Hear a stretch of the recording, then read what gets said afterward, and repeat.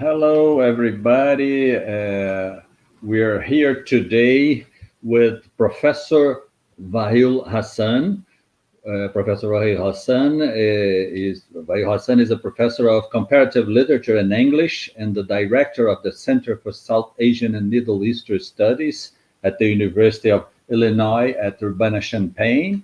He's a past president of the American Comparative Literature Association, a specialist in modern Arabic and Arab diaspora literature and intellectual history.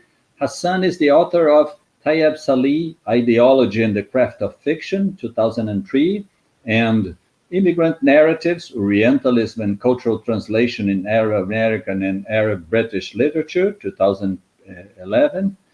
And he has translated Abdel Fattah Kilito's Thou Shalt Not Speak My Language from Arabic into English, 2008, and Alberto Mussa's O Enigma de Kaf from Portuguese into Arabic, 2015. He has edited several books and special issues, including Approaches to Teaching the Works of Naguib Mahfouz, 2012, The Oxford Handbook of the Arab Novelistic Traditions, 2017, and Literatura e Imigração no Brasil, 2020, with Rogério Lima. He's currently writing a book entitled Arab Brazil, Literature, Culture, and Orientalism. We also have with us Professor João Cezar de Castro Rocha, who is Professor of Comparative Literature at the State University of Rio de Janeiro, Universidade do Estado do Rio de Janeiro.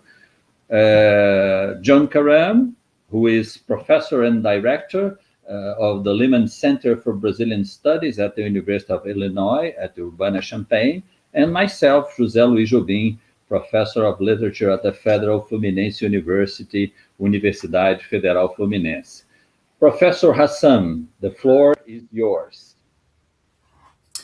Thank you very much. I would really like to begin by thanking Professor José Luís Jobim for inviting me to contribute this essay on Orientalism for his book, Palavras da Crítica, and to thank also Professors João Tofik and João Cezar de Castro Rocha for their participation, and I look forward to our conversations after my talk. So Orientalism is a word that has several senses. In a very general sense, it refers to, and I'm thinking here of the dictionary definition that you find in the Grandi Aurelio, for example, quality of being an Oriental or a predilection for Oriental things. I mean, this is kind of perhaps an older sense of the word. It is also refers more to it has another more technical term as the field of study that you encounter in, for example, the field that used to be called and still in some countries called Oriental Studies. For example, School of Oriental and African Studies at London University, and that's just one example, or the Oriental Institute at the University of Chicago, and that is a field, academic field of study that has a long history.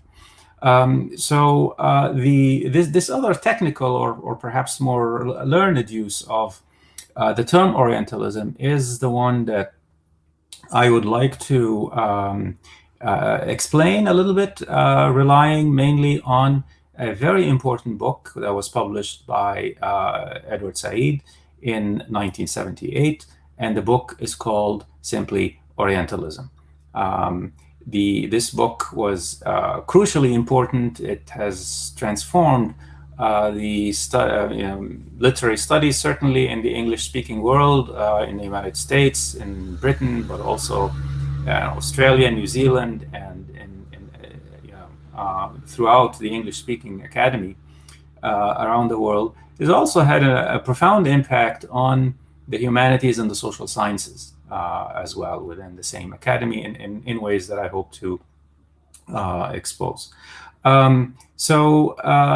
Said was a Palestinian American professor of literature, professor of English and comparative literature at Columbia University. He had studied at Princeton, and he was born in Jerusalem in 1935.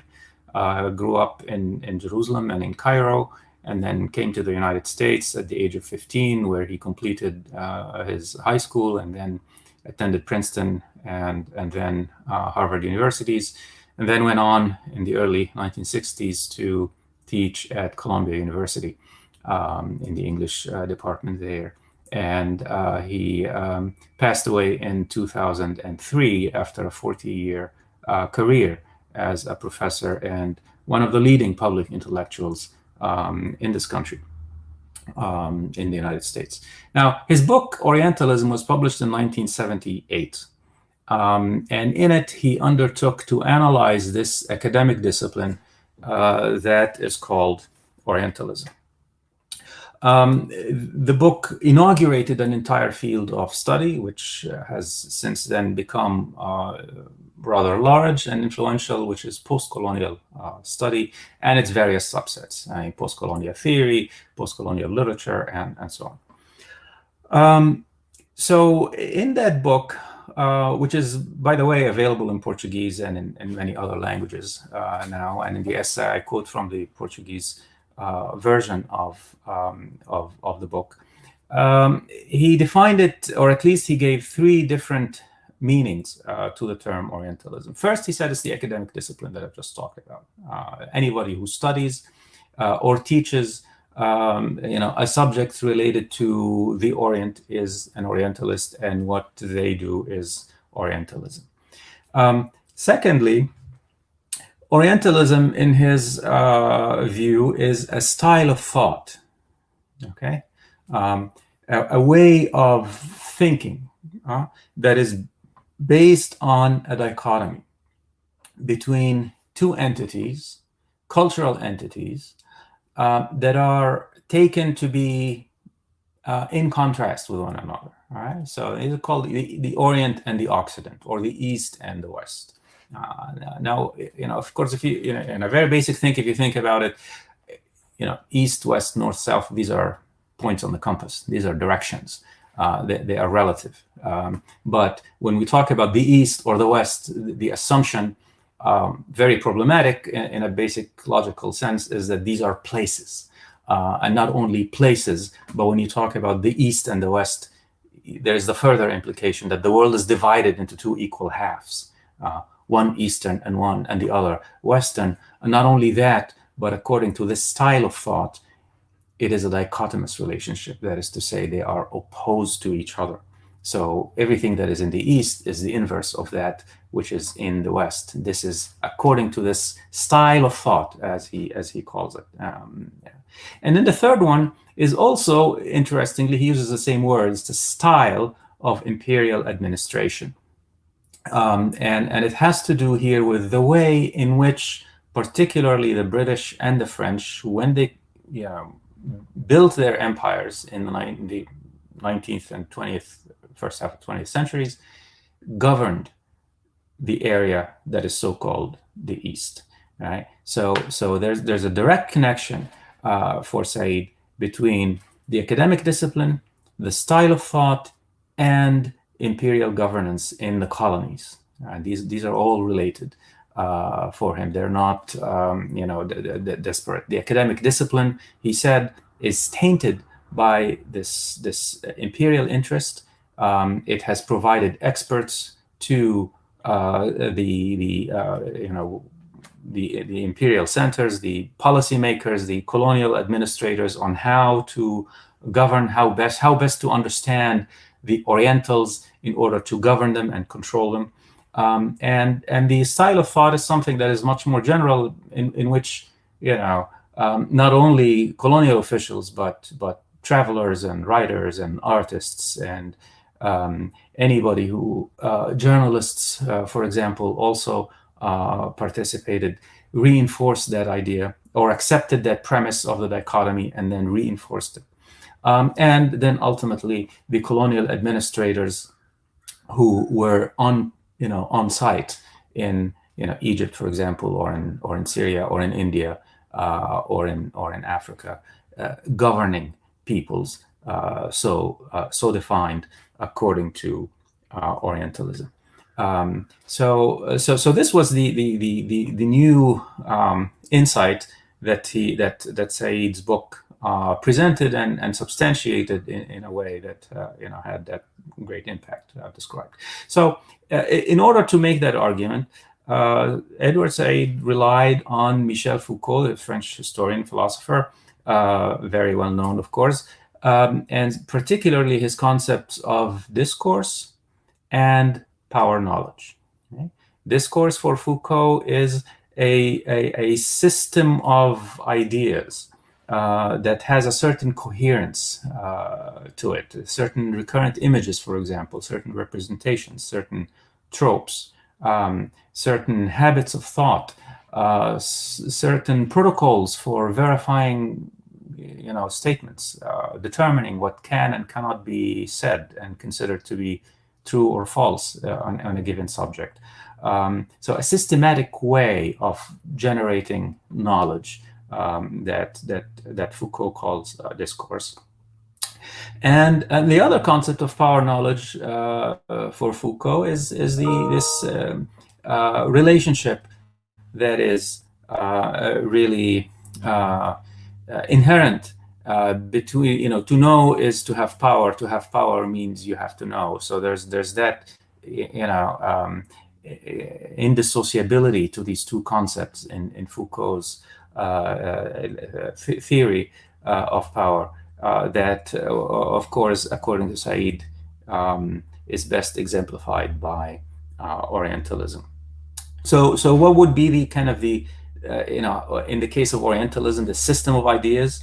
How does Orientalism function as a discourse? Well, it says, look at the images and the recurrent ideas and the preconceived notions and so forth that keep coming up in Orientalist writing, whether it's scholarly writing or the writings of novelists, poets, journalists, etc.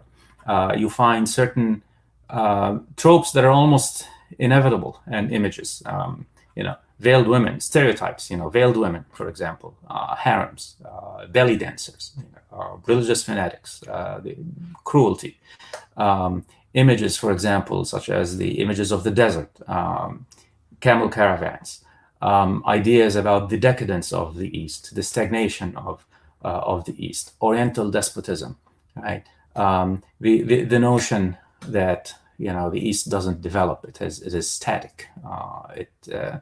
And value judgments such as backwardness, for instance. These, Said, in his analysis of a very wide range of texts within the Orientalist archive, always finds.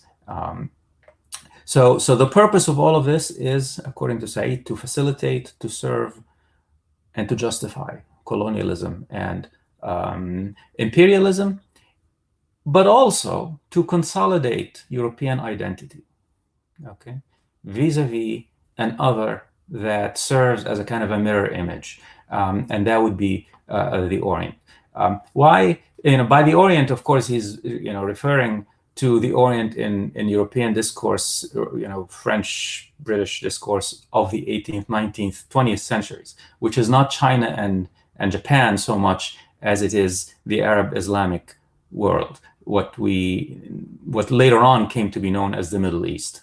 Okay, this is the region that was first of all adjacent to Europe, so it's geographically proximate. At the same time, it is home to a rival religion, another universalist religion, which is Islam, which emerged to challenge the universalism of Christianity, and in a sense, according to some sort of prevented Christianity from spreading all over the world. And it is also the great rival that expanded geographically and politically, formed a vast, powerful empire that stretched from North India to Spain. And it is the same rival, of course, that the Crusades were waged against. So the Orient, that kind of Orient, the Arab Islamic world, has always been there in European imagination since the Middle Ages, since the emergence of Islam, as a kind of a geopolitical, economic, religious rival. So therefore, it lent itself to this idea. And it was really, I mean, during the sort of period of the Crusades that you begin to have a sort of a sense of a Christian Europe beginning to emerge, Europe as a unified entity. And for that, you know, it's kind of an identity that was constructed against an enemy, a perceived enemy. And for Said, all of that survived to the 18th century and then was given a new form under, of course, in the post-Enlightenment period, in the light of the new imperial interests that particularly Britain and France were developing in the region. But not only the Middle East, but also India. I mean, India is very important, of course, because that is, you know, was the jewel in the crown of British imperialism from the 17th century on. So Orientalism extends in that sense to include India as well. And much of the archive of classic Orientalism really is based on the British experience in India. So that's very important too.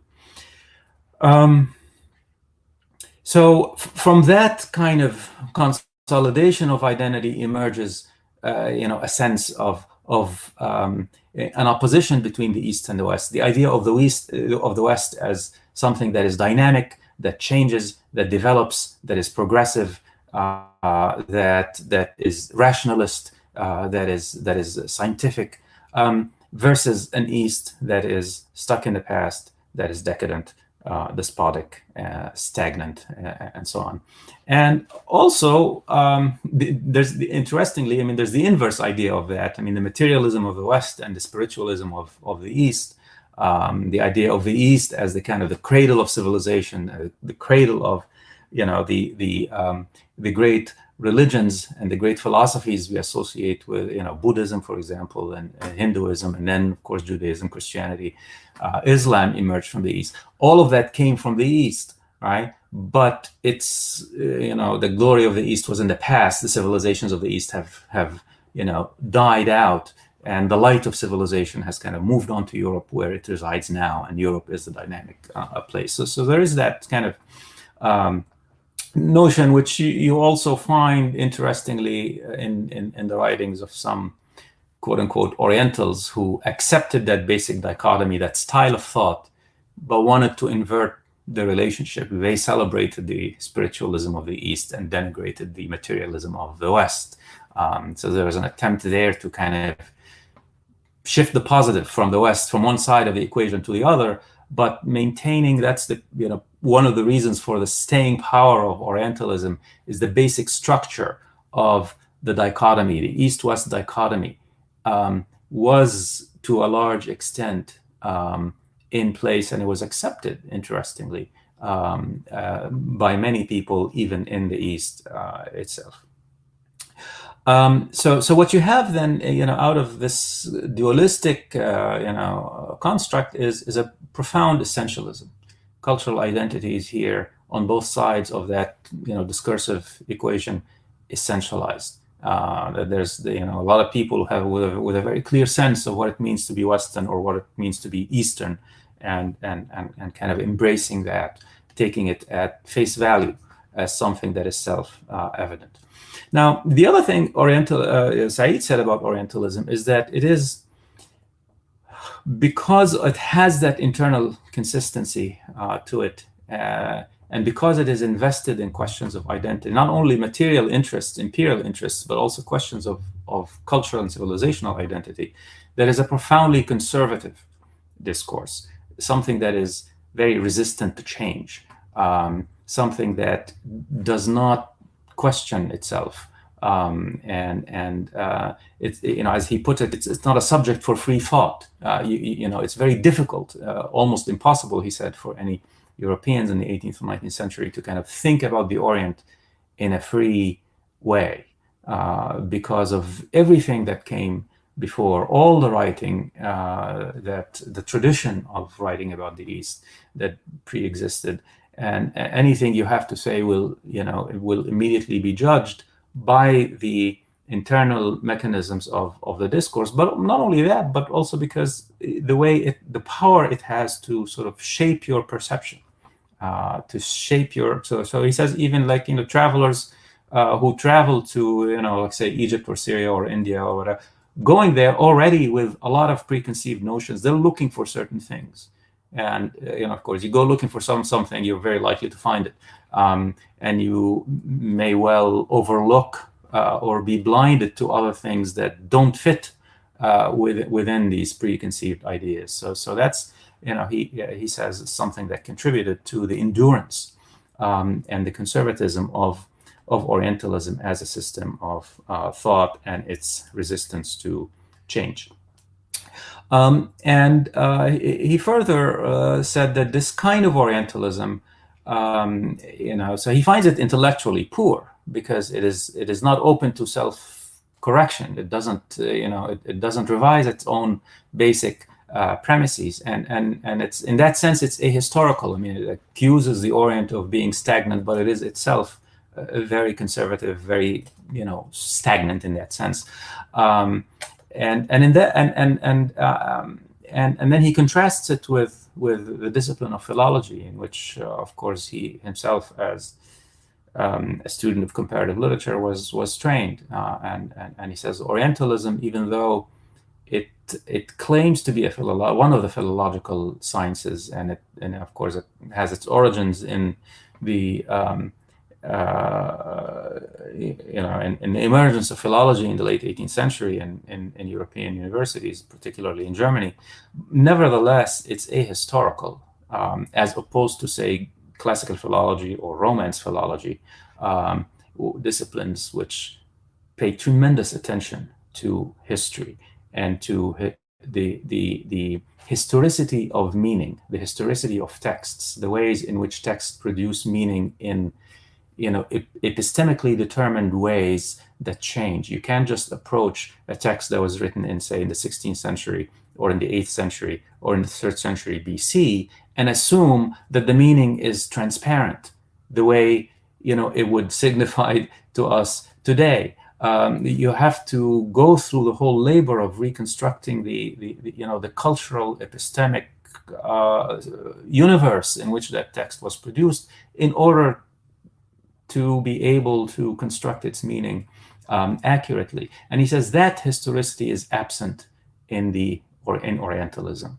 Orientalists approach Oriental texts as if history doesn't exist. So you read, if you want to understand what happens, why, for example, a terrorist went and blew up that building, then you go read the Quran, all right? And then you look for an explanation in the hadith of the Prophet, right? Or you read a pre-Islamic poem, right? As if you will find the meaning there, as if there is no history, as if, these things signify the same thing throughout time. And that is the kind of the absence of historicity, the absence of self-reflection that he faults Orientalism for, in contrast to really what are the sister disciplines of the other philological disciplines of, say, Romance philology or Indo-European philology, for example, which was very important to study Sanskrit and so on. So this was Said's use of Foucault, but at the same time, the concept of discourse allowed Said to present this critique, but at the same time he was also critical of Foucault's notion of power, because Foucault's notion of power is fundamentally a structuralist notion. Power inhabits institutions. It is not something that you can point to. It's not something that an individual can resist or can change. And there is that sort of fatalistic almost aspect to it, or structuralist really. But and that's why Said also resorted to Gramsci, Antonio Gramsci, Italian philosopher, Marxist philosopher, and his notion of hegemony. He found that combined with a kind of a notion of discourse can best explain how Orientalism works. So according to Gramsci, hegemony doesn't just work through brute force. A government or let's say a ruling class doesn't suppress its subjects simply by repression. Repression has a place, yes, but the more effective hegemony comes through consent. It's when you make those who are beneath you in the sort of the social system accept your superiority. And that is something, according to Gramsci, that is done through culture. This is what culture does. Culture produces the ideas, perpetuates ideas about that justify the kind of the superior or that promote the superiority of one group over another. Noam Chomsky has a wonderful phrase for that. It's called manufacturing consent. It's the title of a book that Chomsky co-authored about the role of the media. Manufacturing consent. The media produces a certain consent, that consent to the status quo, of course, which is governed by the interests of certain classes and certain sectors of the economy and politics and so on. And that is the more effective form of hegemony in Gramsci's thought.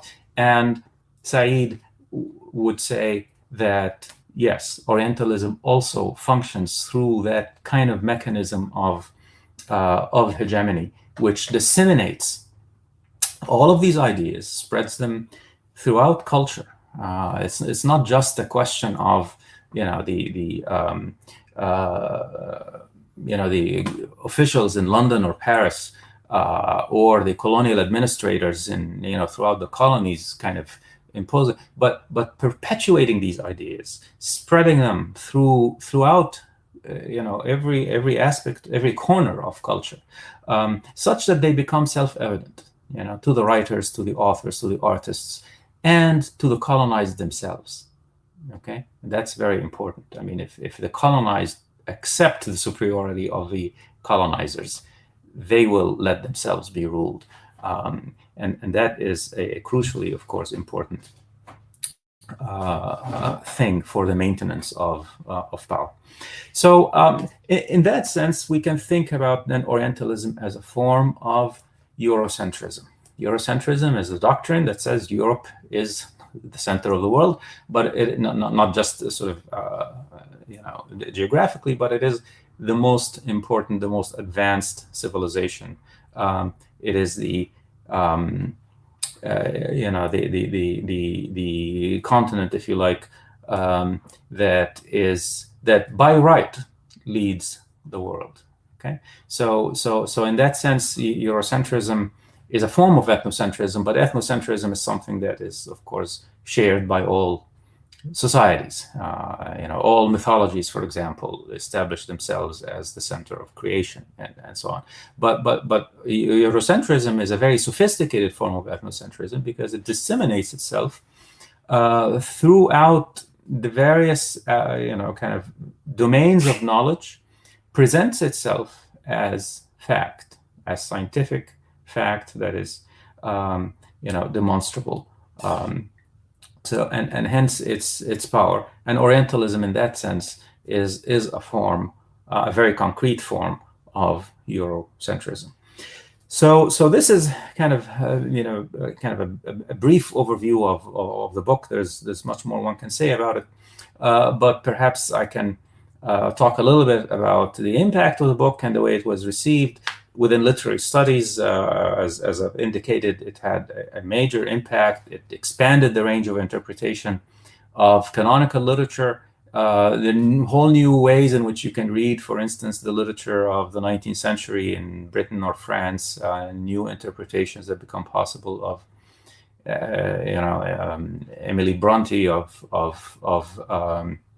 Jane Austen, of, Dickens, and of course of major authors who have written about the colonial experience. Joseph Conrad, who was an author who's always been important to Edward Said throughout his career, but also expanded the range. So you have a new approach to the canonical European literature, that you can read it now looking for the traces of empire within it, looking for the representations of the Orient or of Africa, and how those representations serve to perpetuate the power of Orientalism.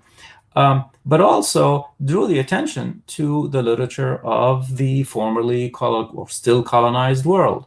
So the literatures of Africa, the literatures of Asia, the literatures of the Caribbean, all of that began to be studied in English departments, literature departments, and generally entered into comparative literature, gained visibility that it didn't have in the 1950s, 60s, 70s. So throughout the 80s, from the 80s until now, you have this just vastly expanded range of literatures that one studies, and that is all an effect of that. So, but beyond literature also, as I said, I mean, you can imagine the implications for fields such as history, for anthropology, a field that was profoundly, transformed, sociology, even geography, political science, art history, throughout the humanities and the social sciences, the question of the other and how the other is constructed. How do we, as the subject of knowledge, perceive others? So there's a sense in which Orientalism became a case study for how we study other societies. The relations of power came to the fore, whereas before they were, not really, thought of much. At the same time, I mean, there were critics of Said and of the book, including, of course, first of all, the Orientalists themselves. There's the whole, academic sort of establishment, and many people who had spent their careers defining themselves as Orientalists and felt that their field came under attack. And of course, the field of Middle East studies was itself transformed, but there was, after very strong resistance, really, from leading figures within it. So Orientalists were, the first sort of people to react negatively to Said. But there were also people who were, you might call, sympathetic readers, people who kind of would agree with Edward Said's conclusions, but they would criticize his use of, say, Foucault, for instance. And say, concept of discourse, as Foucault uses it, is not as transhistorical. You can't use Foucault to say that, well, the relationship between the Arab Islamic world and Europe was, is colored by Orientalism from the Middle Ages, or even further back, because, I mean, Said, for instance, refers to Aeschylus, Greek dramatist who wrote about the Punic Wars, or the wars with the Persians, and admit all of that within the same kind of within the same sort of construct, and say there's an aspect of Orientalism there too. So there was that kind of critique about sort of the theorists, about the theoretical use that Said makes of Foucault, and then there were of course certain post-structuralists. Literary critics, such as Homi Bhabha, for example, a leading theorist from India, who disagreed with Said's notion that the Orient was represented as this sort of passive victim, and argued that instead that you find signs of Oriental resistance to the hegemony of colonial discourse, even within colonial texts themselves. So these critics would draw on deconstruction, on Lacanian psychoanalysis, and so forth, in order to complicate the duality of colonizer colonized that is found in Said. And this is the field of post-colonial theory as such, as it developed, from within it. There was some critique of Said. And then you have, of course, Marxists, Marxist intellectuals and critics who were critical of post-structuralism. So for a group of those critics, Said was himself a post-structuralist, insofar as he relied heavily on Foucault, and and therefore was oblivious to material history, and particularly upset that Edward Said put Marx along in the camp on the camp of the Orientalists in some of the statements that Marx said about India. So there was that critique. Ejaz Ahmed is a very prominent Marxist critic, but of Said, but there are others as well. And then, of course, there was the conservative sort of right-wing ideologues who advise the United States government, for instance, who kind of see Said as a threat to Western civilization. I mean, there's some really ridiculous things said about him, but who see him as sort of sympathetic to terrorism because he criticizes U.S. policy in the Middle East, for example, and its unconditional support for Israel. So they construe that as support for Palestinian terrorism. Very reductive, but anyway.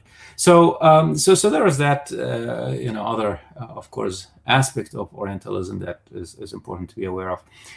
But I think it's also important to keep in mind that there are other Orientalisms. I mean, the Orientalism that Edward Said talks about in his book is really, and he says that very clearly at the beginning. He analyzes British and French Orientalism from the late 18th century to the middle of the 20th century. And then in the second half of the 20th century, he focuses on US Orientalism. Why? Because this periodization really coincides with power politics. Who are the major empires in the 18th, 19th, and first half 20th century? The British and the French. After World War II, the United States. So that's why he studies Orientalism of the British and the French in the 19th to the Second World War, and then of U.S. Orientalism in the context of the Cold War. But there are other scholars who, looked at 19th century American Orientalism, for instance. The United States had no interest in the Middle East at the time, and found, Fuad Sha'ban is an example, and found that U.S. Orientalism in the 19th century was just largely textual. There were few scattered travelers, Mark Twain and others, but it was really largely textual, based on the Bible and the Arabian Nights. Most of the ideas of the 19th century Americans about the East came from those two texts. And then there were, of course, the scholars of German Orientalism, Russian Orientalism, Spanish, Italian Orientalism, and so forth, which are very different because they didn't have that same relationship with the Arab Islamic. Germany, for example, the birthplace of philology, had a very strong Orientalist scholarly tradition, but scholars of German Orientalism have found that Germany, because of its own geopolitical history within Europe, its rivalry with the French and British Sufis, all wavered between identification with Europe or identification with Asia, particularly India. So it didn't, and it didn't have that kind of imperial interest in the region. Russia, which straddles Asia and Europe, also had a much closer and a very different, complex relationship with Asia. And then you have Spain and Italy, who Spain, you had Arab Islamic Moorish presence there for almost 8 centuries. You had Arab presence also in parts of southern Italy, in Sicily, and elsewhere. And therefore, the relationship between the Arab Islamic world and those countries is very different. It's part of their history. It's very difficult to say, oh, that's the other, that's over there, this is the Orient and we are the Occident. And you can't do that in Spain or Italy, for example, or in Russia, right? And then, of course, you have so these differences, different kinds of traditions of Orientalist scholarship have to do with the different geopolitical relations that exist and historical relations that exist between each one of these countries and the so-called Orient. And then you have, of course, we come to Latin America.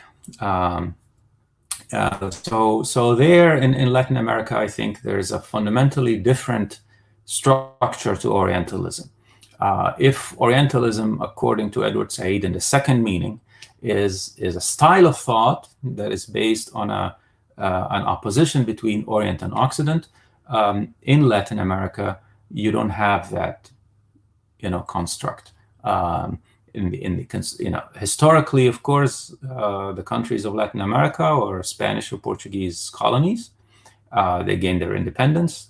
Their other is Spain or Portugal, Europe in general, the relations that mattered historically, whether economically, politically, culturally, are also with Europe and North America. So it's really, you can say that what matters for the construction of identity in Latin America is not so much the East-West dichotomy as it is in European Orientalism, but all of our different varieties of European Orientalism, but really the North-South relationship.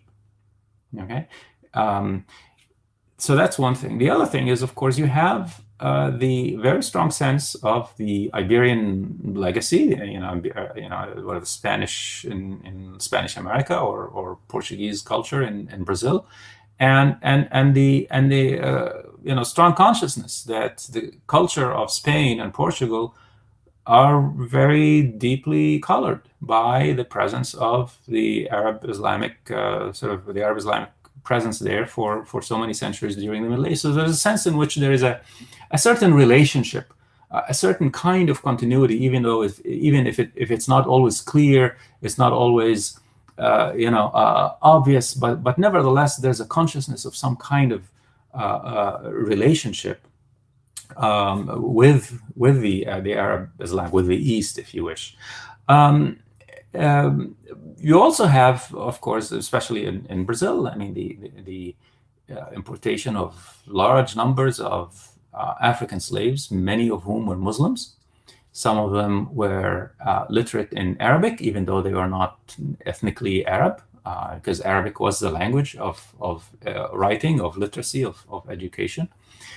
So you have that again, that element of Arab, certain kind of Arab sort of presence in Islam within in Brazil, that of course was repressed and so forth.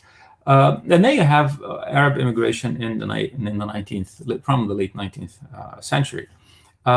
So the perceptions of the East then the East of Orientalism. When I say the East, by the way, I mean throughout this talk, I don't take the East as a given. I hope the scare quotes, as we say, it's always within quotation marks.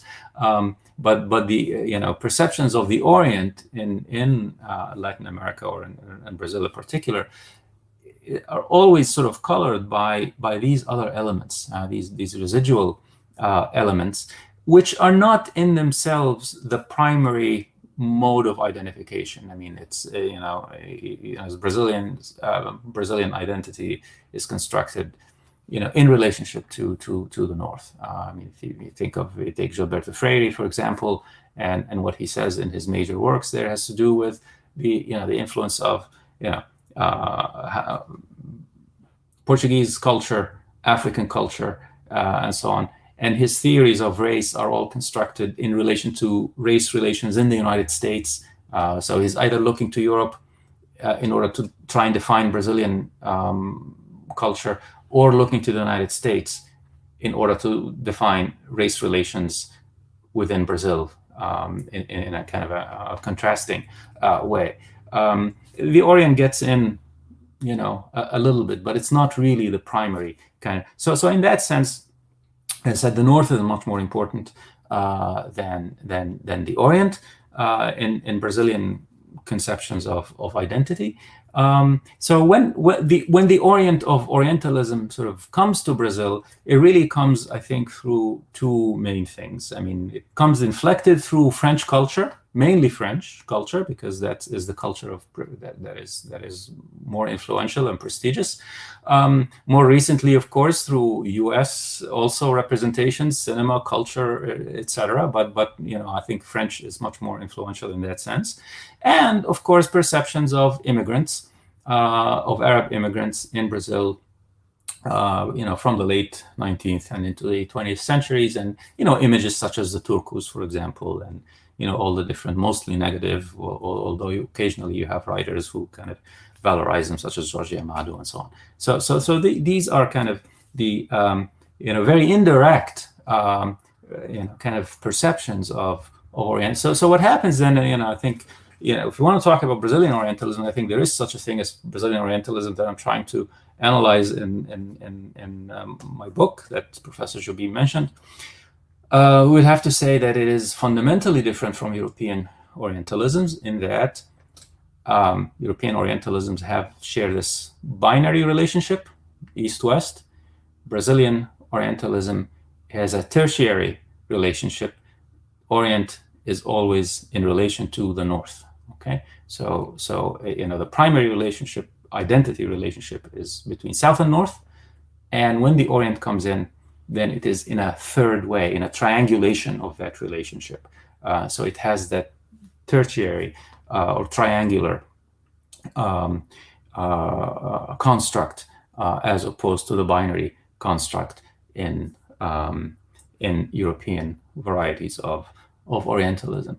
And that generates a certain ambivalence. And I think at least what I've been able to notice so far is that for Brazilian writers, intellectuals, producers of public culture, perceptions of the Orient, representations of the Orient really depends on where they stand in relation to Europe. So you'll find when there's a sense of Brazil as a Western country, then you have a kind of a recycling of European Orientalist representations.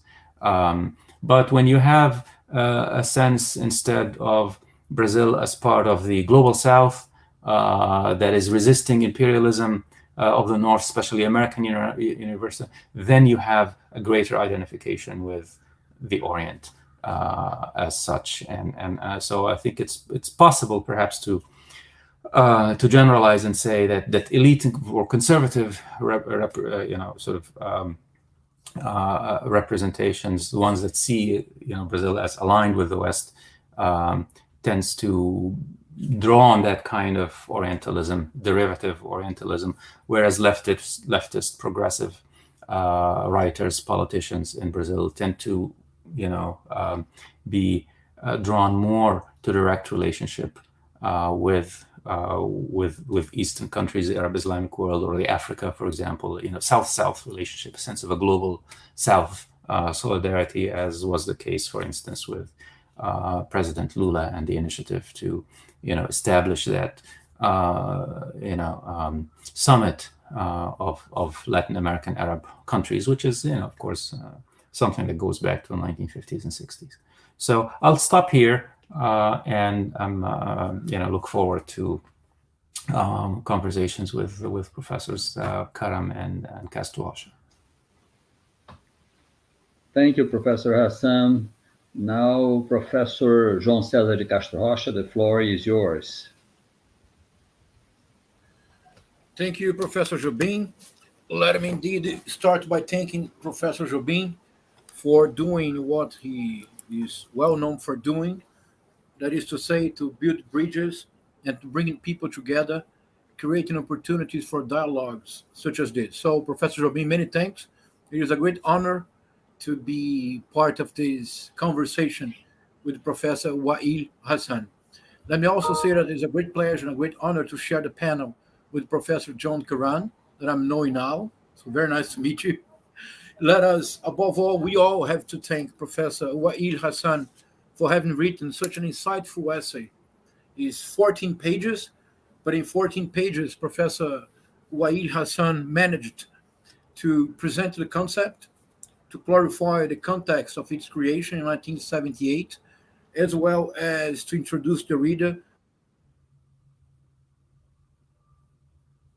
Se você desligou o som, João.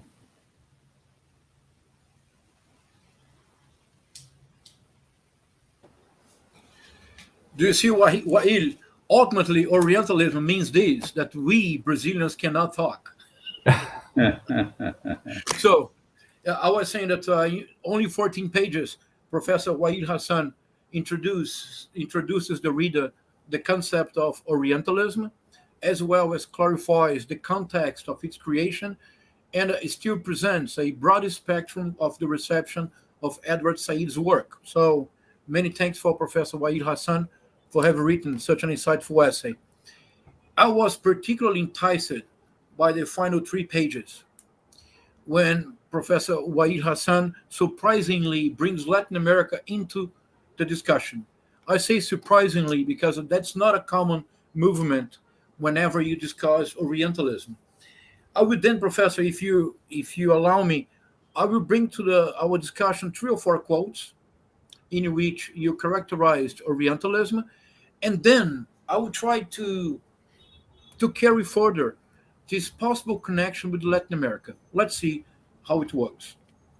So, as you say in the very beginning, Orientalism, created with the book, is credited with launching the multidisciplinary field of post-colonial studies.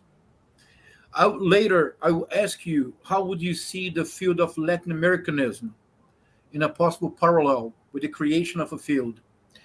And then you go on to clarify that Orientalism was, above all, the handmaiden of European colonialism. And why such? Because Orientalism was at once an academic discipline, a form of negotiation, that is to say, above all, a tool of domination, and a very important topic, especially for Latin America, that Orientalism served as an ontological distinction between Occident and Orient, or between the West and the rest. And that implied, as you stressed in your presentation, an essentialistic viewpoint concerning the definition of identity. And you also then, you clarified that Orientalism was also an ideological projection of the idea of European society. And you clarified 3 main strategies of Orientalism: the exoticism, condescension, and hostility. And with just those 4 or 5 quotes, I think that we have a good framework concerning what Orientalism is and how it functions. Then the final 3 pages of your essay really enticed me, really. Because then, again, some 3 quotes. You say that in Latin America, however, Orientalism has a radically different character. First of all, because given the Iberian legacy, the Arabic culture was vaguely familiar. This already makes all the difference concerning European and US Orientalism. And then you say, and that's the point that I wanted to explore a bit in our conversation. Mm-hmm. You say, like the countries of the Middle East, Latin American countries were European colonies. So, let us try to think together. What if we try to bring together the creation of the academic discipline of Latin Americanism and the emergence of Orientalism? Latin Americanism as a discipline emerged in the 1960s, right after the Cuban Revolution. Then you had plenty of resources. You had what you did not have before. Of course, you did have scholars that worked with Latin America, with Hispanic America, and with Brazil, but you did not have this concentration of resources. You did not have this career, this established career as a Latin Americanist and a Brazilianist. And that actually started in the 1960s as a reaction to the Cuban Revolution. What are the possible parallels between the creation of those 2 disciplines? Orientalism as such is created by a book, a highly influential book. Latin Americanism, rather, was sponsored by state agencies, shocked by a remarkable event, the Cuban Revolution. Are there possible parallels concerning the creation of academic disciplines? Orientalism, Latin Americanism, Brazilianism. Once more, let me just say, not to have any misunderstandings, of course, we did have scholars devoted to Latin America and devoted to Brazil, but not as such a body of scholars and such a concentration of academic resources. This will be the first question. Okay. The second question, and do not worry, Professor Jobim, I only have 3. The second question concerns a hypothesis that occurred to me while reading your essay and, of course, rereading your book, The Immigrant Narratives. Could we say, or could we try to think, that Latin American cultures are a radical case of Orientalism? Of course, we have to name it differently, just as a system of thought, as Said describes Orientalism. Because if Orientalism implies a projection, an European projection onto Orient, above all, as in a way to establish a form of domination, which is, let's say, clouded by system of thought, is not so open, is not so clearly just a matter of political and economic domination, because then you have this cultural system of representation. But in the Orient, you had cultures with several thousand years of culture. In Latin America, you do not have it. In Latin America, even today, we speak Portuguese in Brazil, of course, with striking variants, but Portuguese. In Hispanic America, the language which is spoken is Spanish. Of course, in the 1970s, when for the first time a literary movement based in Spanish as a language, it was the Latin American boom. It was not from Spain. At the 1970s, at the time of the War of Liberation from the African colonies of Portuguese expression, the literary system that was imported was not the Portuguese one, it was the Brazilian. Jorge Amado, at the time, Gilberto Freire, Graciliano Ramos, Machado de Assis were names that were adopted in Mozambique and Angola as a way of bypassing the Portuguese literary system. But we do speak Portuguese and Spanish. So it's a sort of a radical case, because it is as if Orientalism, or in our case, let's say Latin Americanism, it is not only imposed after thousands of years of culture through imperialism. In a certain sense, in the very inception of our cultures, as we conceive of them, Latin America, you already have this presence. That is to say, the centrality of the other's gaze in the definition of our own identity. If that makes sense to you, Professor Waïl, then as you conclude your book, when you stress a very important point, you say, you define that you say that there is a very important consequence of Said's critique of Orientalism, and that is to privilege, and I quote, a fluid and open-ended conception of subjectivity that Said proposes, and that undermines discourses of unitary identity. Radical cases of Orientalism, such as Latin America, necessarily our identity is fluid. We have no space for an ontological definition, such as the one that Europeans seem to believe that they actually can resort to. So that would be the second question. In which sense we could think of this Orientalism not as a cultural representation of Orient, but as a system of thought? Taken as a system of thought, don't we have, in the case of non-hegemonic cultures such as Latin Americans, a radical case in which this system of thought is not only projected after thousands of years of culture, but is always already there since the inception of the very cultures? Final question. Reading your essay, rereading some chapters of your book, which is a very insightful book as well, extremely helpful for my reflection. It just came to the back of my mind, this novel. I'm not sure if you know it, Professor Waïl, Professor John, Professor Jobim, is The Reluctant Fundamentalist by Mohsin Hamid, a writer from Pakistan.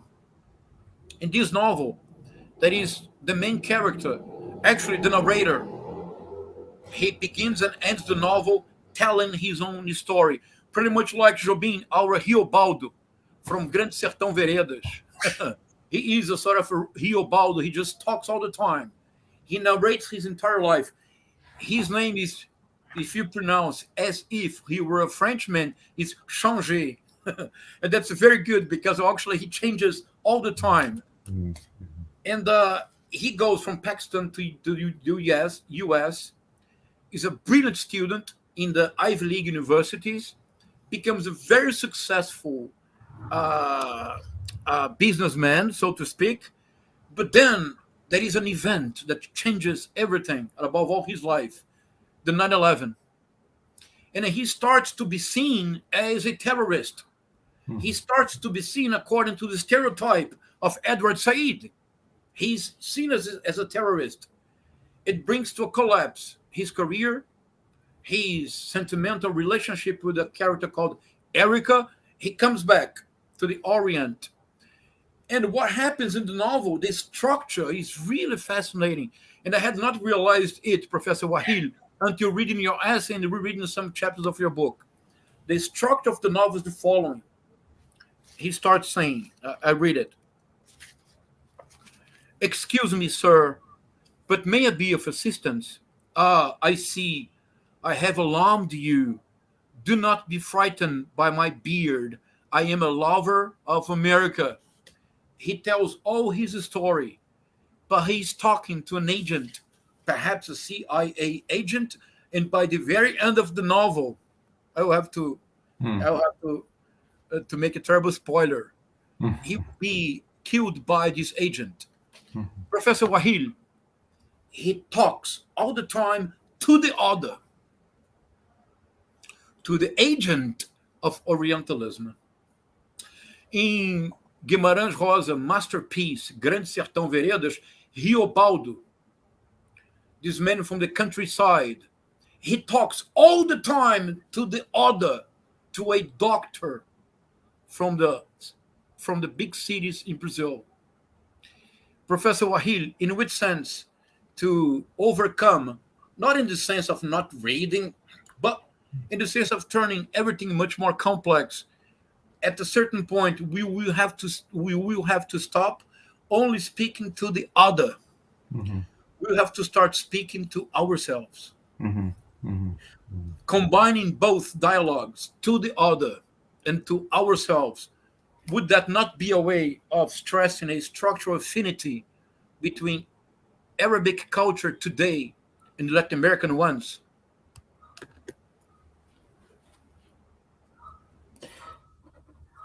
Yes. Yeah. Thank you very much. I mean, I think you end on a very important point for me, and it's something that I've been advocating, especially in the turn that my career has taken, which was very strange, turn really, the way academic trajectories unfold for people like myself who. Because of where I come from, Egypt, and the history and so forth, and of course because of the educational systems in my part of the world, you grow up and you learn the other languages. What are the languages that you learn? In that order: English, French, the two colonial powers, right? I mean, Egypt was first colonized by the French, and then by the Brits. The Brits stayed longer, right? So English has primacy, and then French in second place. For some people, it may be the other way around. There are people who send their children to French schools, for example, that French becomes their second language, and then English third, German at a third if it comes in third place, if it comes at all among the order of foreign languages, and spread that throughout the Middle East. I think with very slight variations. Most of the time you'll have English French or French English, and that's about it. So that's exactly what you're talking about. The relationship is already established for someone like me who wants to study, wants to speak to, right? Others. That interlocutor is going to be, the English speaker or the French speaker, and that because these are the traditions, these are the languages that I am supposed to learn, and I did learn, And of course, these are the literary traditions that you engage with, and you talk to the Orientalists through the legacy of Orientalism and so forth. So all of my work really previous to the Brazilian turn was about that. Colonial, post-colonial relations, the only literatures I could have studied besides the Arabic were the English, the French, and so on. So yeah, absolutely. I mean, the turn when I decided in mid-40s to start learning Portuguese and to begin studying Brazilian literature and to look at the relations, to explore what relations exist between the Arab world and Brazil. I mean, let's not, it's possible to take on all of Latin America, but just start with Brazil. And it's not something that is done usually in the careers of people such as myself. It's a huge risk, enormously time-consuming, of course. Spent many years just to acquire a sufficient level of competency in the language, and then, of course, the knowledge of the literary tradition and knowledge of the history and the culture, and I'm still learning, of course, and to be able to do the kind of work that I'm interested in doing. I mean, not particularly in this essay, but in the other work about Brazilian literature. So all of that, I hope, answers in the affirmative your third question. I've written several times about and advocated for South-South comparison. As you know, of course, comparative literature. Certainly in Brazil, as it is in the United States, as it is in the Arab world, is really about inter-European relations and the relations of whatever part of the world that one comes from outside of Europe with Europe. You study German literature, I'm sure, in relation to Brazilian literature, and just as I studied English and French in relation to Arabic.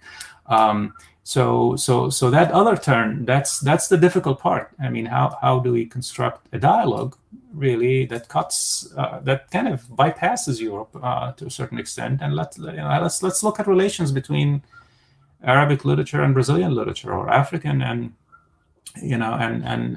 Latin American. There's already some work being done in that sense, but it's going against the drift of the institution. There are all kinds of obstacles. There's not much of a job market. I mean, you have to already be kind of well established in your career to take that kind of risk. And so it's something that is still in its very, very early stages. I hope it continues. I'm trying to promote it, but I think I think that addresses your. I hope it addresses your question. Absolutely, yes. I mean, South-South comparison, South-South relations is something that we really ought to promote if we ever want to, step away from this Eurocentrism, which colored our intellectual development and which we're struggling against, but we are still bounded by in so many ways. And it's curiously, I mean, Jorge Amado wrote something like that back in, like late 1950s and 60s. I mean, he was, in the preface to a book by Mansour Shalita, who's a sort of a Lebanese immigrant in Brazil who was, did a lot to promote Arabic literature, translated, edited anthologies and so forth. And in the preface to a short book that he wrote, an introduction to Arabic literature. And Jorge Amado wrote a preface. Of course, Jorge Amado wrote a lot of prefaces, but that particular passage, resonated so powerfully with me because it's the earliest really. I mean, here it is what I've been trying to kind of think through and he said it in a brief paragraph. 40 years earlier, when I discovered that passage, it had been. So that desire for dialogue with Africa, with the Arab world, I think has always been there. Going back to the 19th century in Latin America, but it hasn't been the dominant. It hasn't been the dominant strain. The dominant sort of intellectual trend has been the orientation toward Europe, and within Europe, it's as we all know, it's really France because it is the alternative to Spain or to Portugal. So that's that. Now, to take up your first two questions, which to me seem quite related, really, and it's about the position of Latin American studies in the U.S. Academy, and whether there's a parallel between that and Oriental studies, or what used to be called Middle East studies. And absolutely, and I think it even goes earlier than the 1960s. I mean, the Cuban Revolution was crucial. For obvious reasons, but it was really right after the end of the Second World War and the beginning of the Cold War in the early 1950s, the National Defense Education Act here in this country, which established priorities, for national security. And that included knowledge of other languages and cultures. So the languages and cultures around the world divided into particular regions, of course, in view of U.S. strategic interests within the context of the competition with the Soviet Union for hegemony over the world. And that was the impetus, and a massive amounts of funding came from the U.S. government through the Department of Education for the establishment, among other things, of the what we call the area studies centers here, such as the one that I direct, study for South Asia, Middle East, Africa, Latin America, and so on. So these centers, were established in light of U.S. interests abroad, with the primary, of course, objective of producing knowledge, expertise in these areas, in the languages of those areas, that can then provide, become resources really for U.S. policymakers as they manage the Cold War. So in that sense, yes, I mean, there is absolutely a parallel between Latin American studies as they took root in this country and Middle East studies also. Middle East studies, of course, had an older history because it came from Europe. And some of the most prominent Orientalists in this country, Bernard Lewis, for instance, a British citizen, educated in Britain. I don't remember if it was Oxford or Cambridge. So that is the tradition going back centuries, the study of the Orient that then was transplanted to the United States and kind of given this new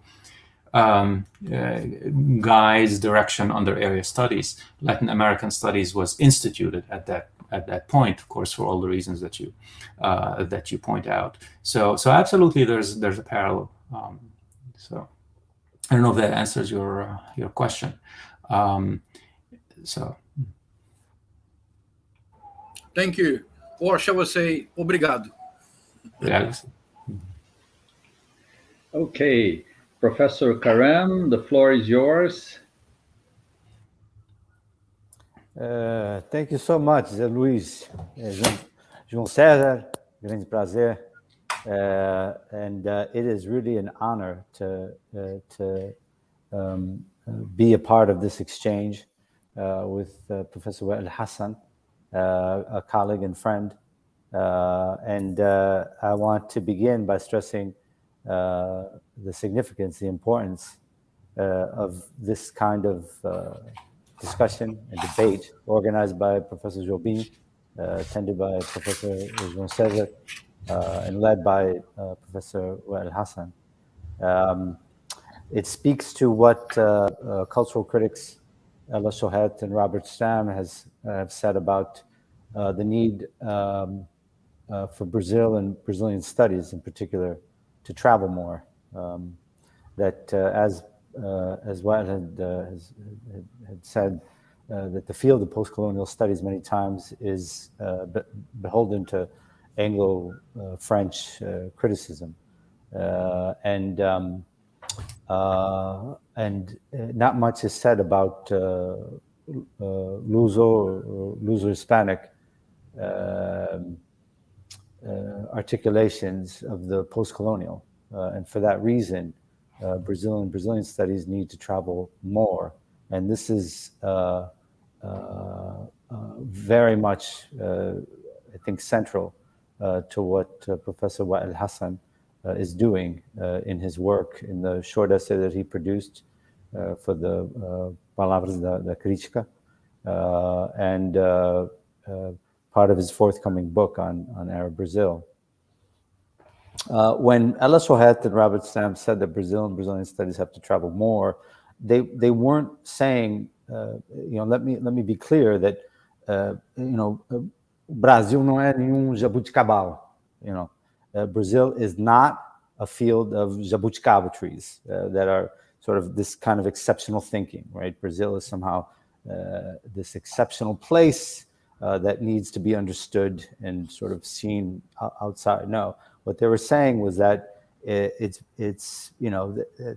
as Anthony Pereira has said, historian of Brazil, there are similarities and differences, but there are connections that Brazil has to the outside world. And so to think about Brazil outside of Brazilian borders, is very much inherent to this discussion about Orientalismo, Orientalism, and to think about what the Middle East sort of looks like from Brazil. So what's at stake is very much thinking about Brazil in the world. It's not simply about two regions or peoples, Brazilian or Latin American on the one hand, Middle Eastern or Arab or Muslim on the other hand, right? It's about re-envisioning a kind of, what the global looks like, in this particular configuration. The role of translation is very important. And so I would say that the first question that I would have regards the role of translation, speaking, specifically as Professor João Cezar had said about his second book, sole-authored, Immigrant Narratives, Orientalism and Cultural Translation in Arab American, Arab British Literature. How have recent trends in translation studies not taken seriously Said's critique, and what how that book, Immigrant Narratives, sort of spoke to this need to think about Said's critique in relation to recent trends in translation studies. That would be my first question. My second question is what his own role as a translator in translating, as Professor Jobim has said, Professor Luís had said at the very opening of this session that he translated Alberto Mussa's O Enigma de Kaf into Arabic.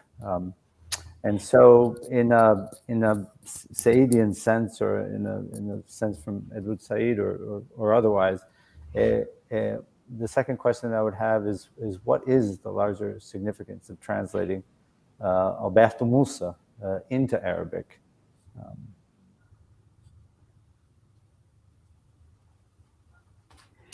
Thank you very much.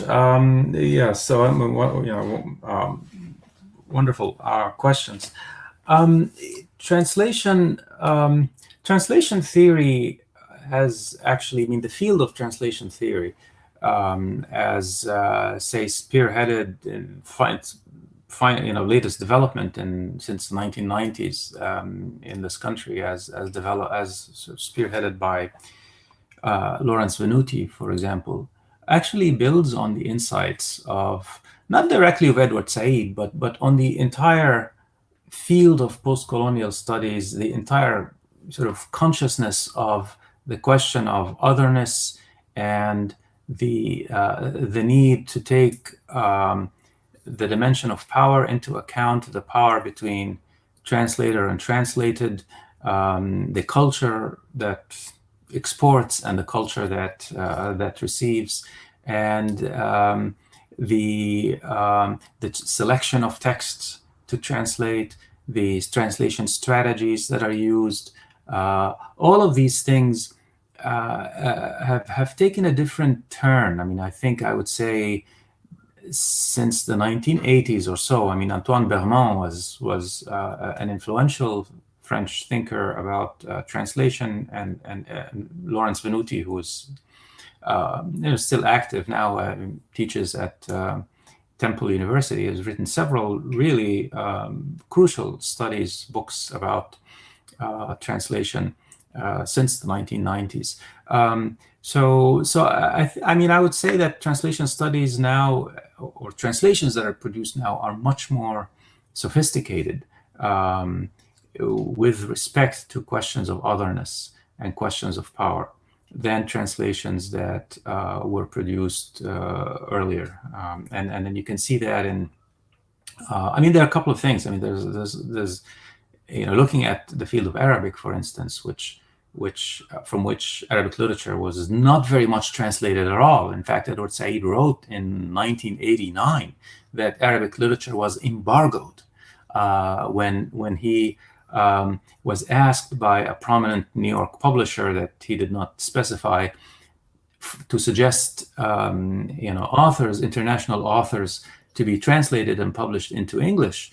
And he included several major Arab writers in his list, and then never heard anything back. And then he followed up and inquired, well, have you really begun to translate any of those things? And the response that came to him was like, no, not the Arab ones, because Arabic is a controversial language, is the exact kind of quote that he was given.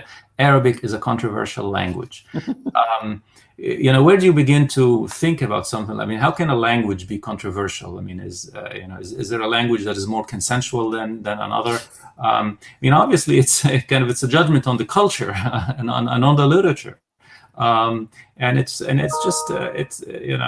astounding thing to say that an entire culture can be considered to be controversial in the light, of course, of political considerations, the United States role in the Middle East, and its support for Israel, and the fact that Israel considers the Arab world to be its enemy. Therefore, the United States considers the Arabs to be its enemy, and therefore, even if you consider it to be an enemy, you still want to read the enemy and understand what they think, right? But the idea that it's just that's why he wrote this famous essay called "Embargoed Literature," in which he builds on that on that exchange. But since then, I think one reason why I wrote Immigrant Narratives, began to work on that in the late in the early 2000s was because there were so few Arab writers translated into English, and the few that existed were subjected to translations that most of the time were not only poor but prejudicial translations. When you see really bad renditions of things that reproduce Orientalist stereotypes and that kind of negativity, bring it into the translation process. That's why I turned to Arab writers who wrote in English, to see what they say if they don't have to rely on translators, or they don't have to come through the prism of translation. So that's what got me interested in Anglophone Arab writers, and that resulted in that book on immigrant narratives.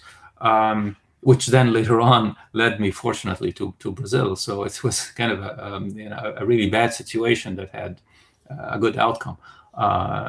But I think since then, and as a result, of course, of the growing influence of Said's work, the progressive kind of march of this critique of theories of the other, the critique of cultural hegemony, the growing consciousness among the, of course, intellectuals here in this country, in the universities certainly, and then spreading from there out to publishers, and that it is important to pay attention, and to pay closer attention and better attention to traditions such as Arabic. So now, there's a huge amount of Arabic literature has been translated into English. numerous, right? It's impossible to keep track anymore. I mean, going back 30 years in the 1990s, every time a novel was translated, that was an event. You heard about it. So and so, translated this novel or that novel.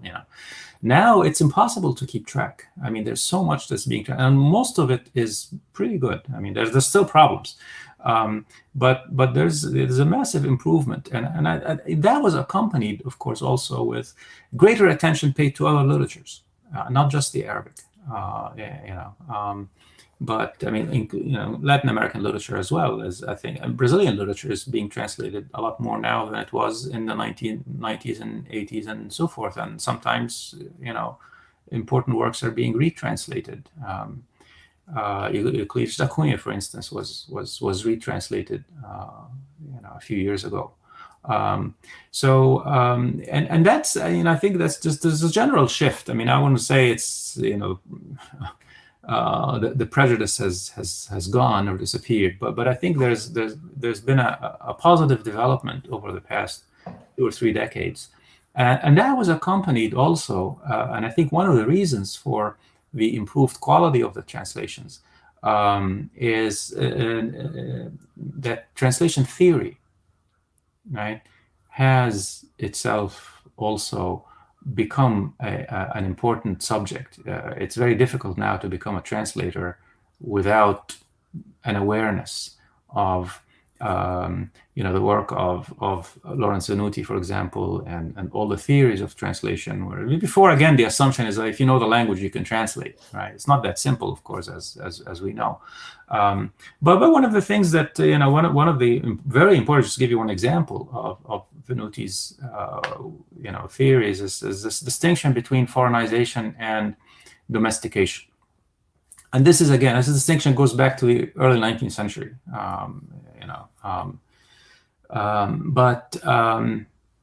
The idea that translation ought to work to reform cultural identities, that's exactly Lawrence Venuti's phrase, that an ethical translation, they call concern for ethics. I mean, the idea that there's an ethics to translation, and that an ethical translation ought to reform cultural identities in the target culture, in the culture in which you trade. That's to say, a translation ought to challenge preconceived ideas in its readers. So that's to say, a translation has to work against the stereotype, not only be aware of a stereotype, stop recycling stereotype, but actually work to undo stereotypes. So that's been a very positive development, I think, and I would say it's partly due to the emergence of post-colonial studies and the general awareness that has spread throughout the humanities fields and the arts and the social sciences of the importance of questions of power and questions of hegemony and the need to have a proactive, progressive response to that. So my role as a translator, I mean, of course, that particular novel was really the one that drew me to Brazilian literature and kind of opened my eyes to the existence of an immigrant narrative tradition for Arabs in Brazil. And so I continue to be fascinated by it.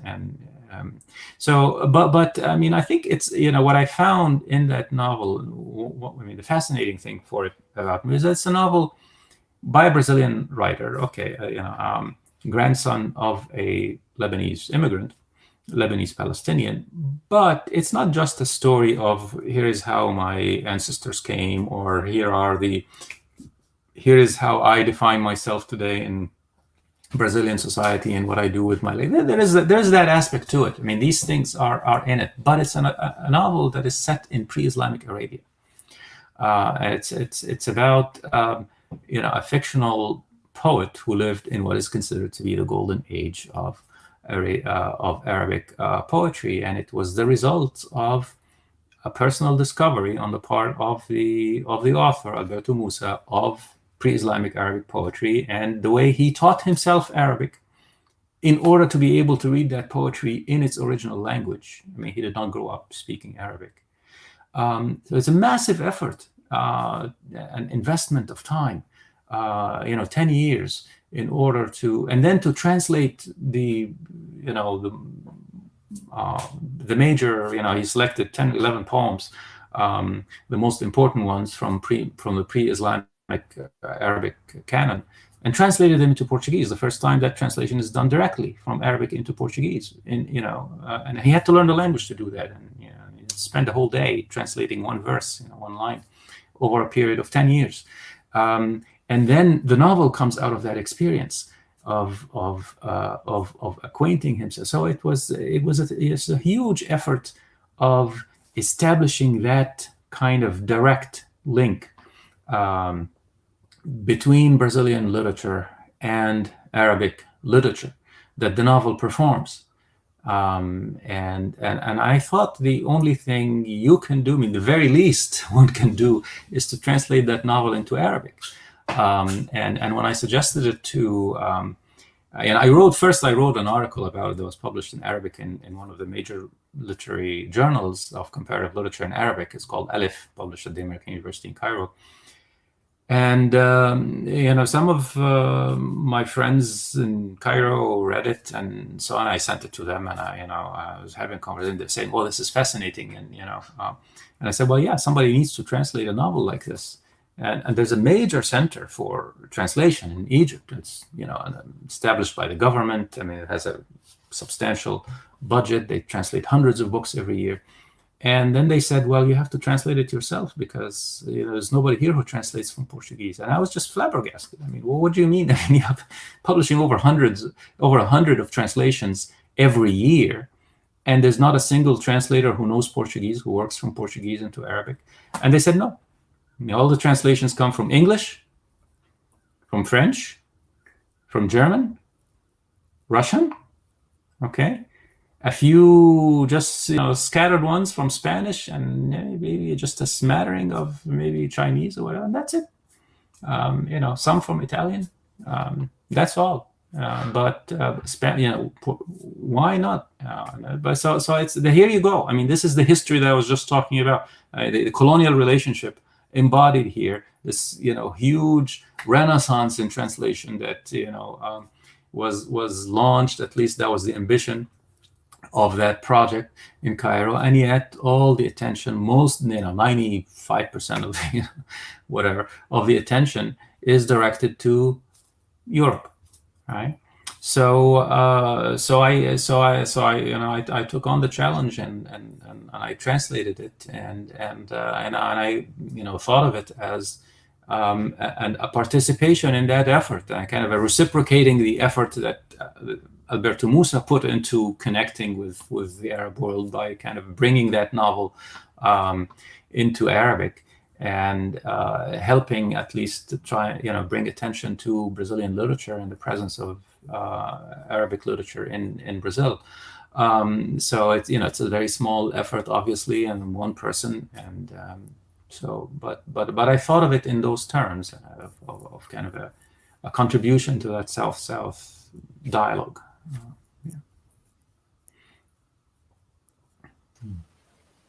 Thank you, Professor Hassan. Let me tell you, that's a real pleasure to be here with you today. And I will start my intervention here by making a comment on a recent experience that João Cezar had as an editor of a Chinese journal in which I was one of the contributors. And of course, it was a big Chinese university, and it was a special issue about Brazil. And the question was, they didn't have anybody there who could translate from Portuguese. So we had to translate all our all the contributors had to translate their essays into English so that they would translate into Chinese. So it's a situation very much like the one you're describing. But anyway, I'm not here to say something about this, even because the question of language, if we think of the Portuguese language referred to previous colonial situations, you have different options. For instance, in the case of Brazil, Portuguese, as has been said before, has become a kind of non-autochthonous language, native language, because everybody here in Brazil, or almost everybody, speaks Portuguese. And that the situation is not the same in Africa, but in Africa, the former colonial countries, Angola, Mozambique, and in other places like Timor-Leste, Portuguese was important for an international, as an international language.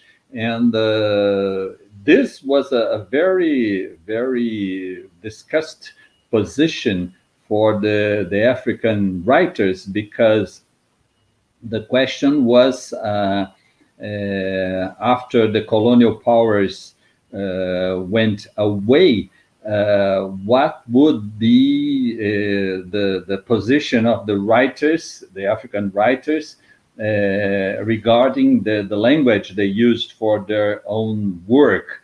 And in the case, of course, there was a position by many writers, English-speaking writers and Portuguese-speaking writers, that you should have an African language. You should have English as an African language, or Portuguese as an African language, and you should keep on writing in Portuguese or in English, and making a difference, a linguistic difference, and becoming part of a world language, so as to say. But there was also another position regarding the use of European languages, that was that you should, let's say, avoid using those European languages, because there were local languages, native languages in Africa, and they were the languages that really were spoken by the vast majority of the peoples there. Mm-hmm. Of course, in the case of the Portuguese, the Portuguese-speaking writers in Africa, it's very important for them to write in Portuguese, because they reach markets that they wouldn't reach if they were writing in their local languages. They can be read in Portugal, in Brazil, and in their own countries in a way they wouldn't be if they were writing in their own languages. And of course, Portuguese was an international language for a long time. And if we as comparators remember that in 1877, Portuguese was one of the 10 languages that Hugo Meltz considered as important to be used in the first comparative literature journal in the West. But let me ask you a question that's not specifically about this. This was just to say some more words about what we were talking about. I would like to go back to a subject of our previous conversation, Waïl, which refers to the famous phrase in Antônio Cândido's essay about comparatism in Brazil. I'll quote the phrase: "To study Brazilian literature is to study comparative literature."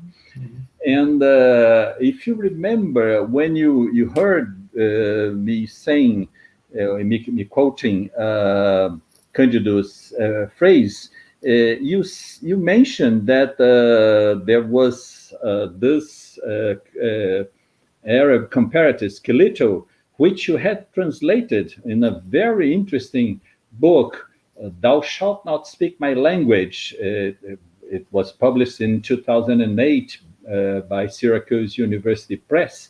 And it's really very much interesting that although none of them had read each other, they had really very similar statements. Even though Quilito was, his statement was about Arab literature. And I'll quote so that we may remember it more easily. Perhaps we can even say that every Arab reader is an experienced comparatist. Comparison is not restricted to specialists. Rather, it embraces whoever approaches Arabic literature, ancient and modern. That is to say, the reader of an Arabic text soon connects it directly or indirectly to a European text. He's necessarily a comparatist, or we could say a translator. So this is very much interesting, and I still thank you for this reference. It was very important, and I have mentioned it in many other essays I've made since then. And what I would like you to elaborate more is on what is it that you think is important for comparatists as yourself and us, after all, in this situation, considering everything that has been said and done up to this moment, and considering also those imaginary constructions that are made for the Orient and Latin America and many other places in the world. And what is it that we are doing, or we should be doing more in our role as comparatists, considering that this situation is not, let's say, a done deal? Mm-hmm. Mm-hmm. Yes, thank you very much. And I do, of course, remember our conversation, and I appreciate you're drawing my attention to Antonio Candido's statement about Brazilian literature. And in a sense, it is and isn't surprising. I mean, there's a certain familiarity to the thought. Obviously, it reminded me of Abdel Fattah Quilito.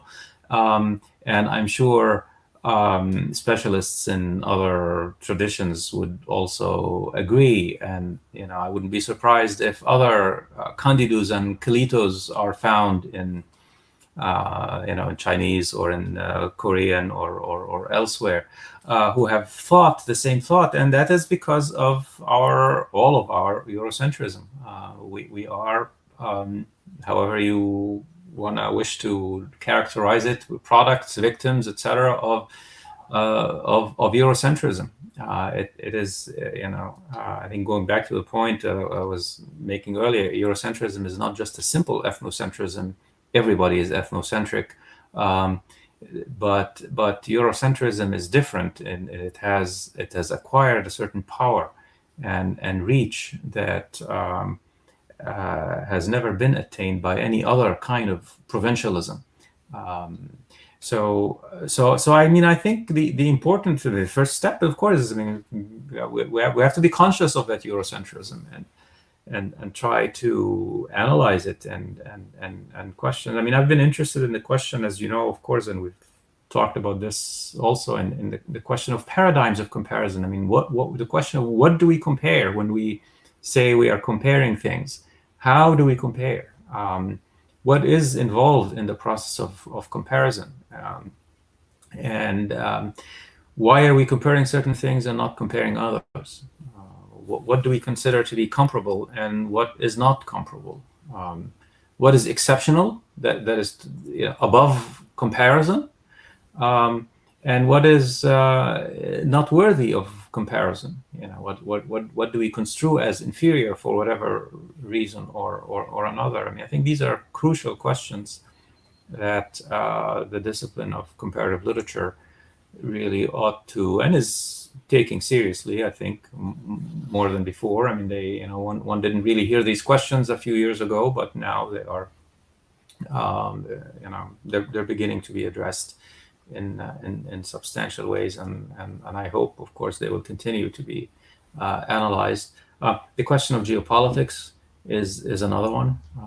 As you know, that's another thing we've also talked about. You had geopolitics of comparison featured in a few conferences, Abraliki conferences, and also ACLA conferences, and you have written about it. I've written about it. And the concern there is, what is the role of geopolitics? And of course, Orientalism is all about geopolitics, except that, of course, the pretense is that geopolitics is not there, is that this is scientific, academic, disinterested, objective knowledge. So the concern with things like geopolitics, the concern with paradigms of comparison, are all attempts to strip away that veil of objectivity, of naturalness to what we do, to self-evidence of the modes of thought that we were trained in, which are in the end Eurocentric. So it's important to perform that autocritical work, which is not easy to do. How do we get outside of our own bubble? First, we have to realize that we are in a bubble. Does this fish see water? That's the dilemma we're in. Yeah. So, but thank you very much, Professor Hassan, and I have to thank everybody again. First of all, Professor Waïl Hassan. Sorry, Professor, João. May I add one point? Yes, please. Very quickly. Professor John Karam, Professor Jobim, Professor Waïl Hassan referred to translation. This, I think, is a fascinating topic for the case of Brazil. Because in Brazil, translation has been, since the very beginnings of Brazilian literature, at the very center of the creation of a national tradition. For instance, one striking example, when Brazilian novelists started to write novels, there was already readership which had a solid tradition of reading novels. The novels were read either in the original French, usually, or most of the times translated into French.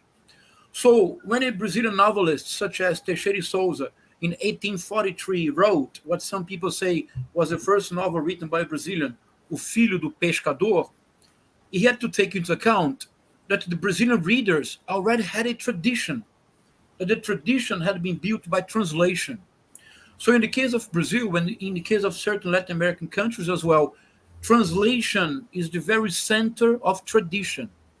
And so you understand why in the 1970s, 1980s, a Brazilian poet called Haroldo de Campos proposed a fairly suggestive theory of translation that he called tradução as an act of transcriação, translation as transcreation, put in the same level the act of translation and the act of creation.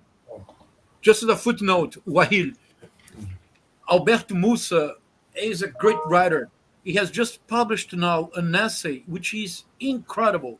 It is called The Origin of Species, the Theft of Fire, and the Notion of Humanity. I'm not sure if you've received or read this novel.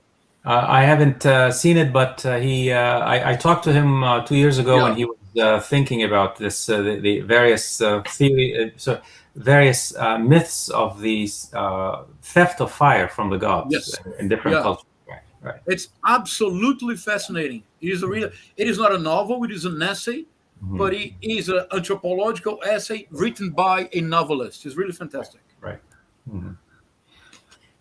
Yes, absolutely. Yeah, I look forward to reading that. I want to thank you all. Thank you again, Professor Joubin, for this invitation. I'm truly honored by the invitation to write for Palavras da Crítica. I'm very happy to have contributed this essay on Orientalism, which, I mean, as you said, was not in the first edition from 1992, and I'm delighted that it is now in the second edition, and that people will be reading it, and I hope contributing in that sense to greater dialogue with Arabic, African, other traditions of the global South.